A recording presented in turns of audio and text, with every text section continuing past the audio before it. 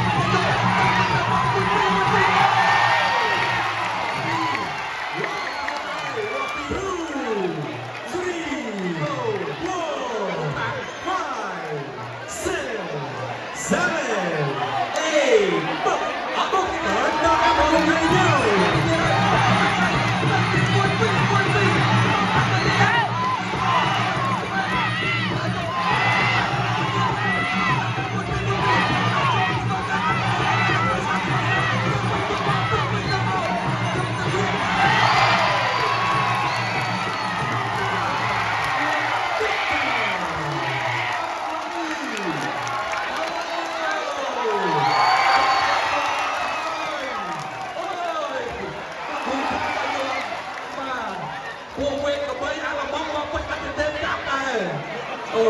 យបងប្អូនអត់ដែរវ៉ាវបែកឈ្មោះដែរបាទពុកអាទិទេបាទអត់អីទេបាទ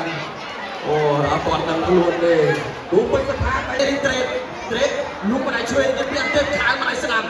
អាទិទេឲ្យចូលអាចចូលតែចូលកន្លែងនេះអត់អីមិនបែកស្ដាប់កន្លែងនេះបាទកន្លែងនេះទុំបោទៅតែម្ដងឥឡូវសួរម្ចាស់ខ្លួន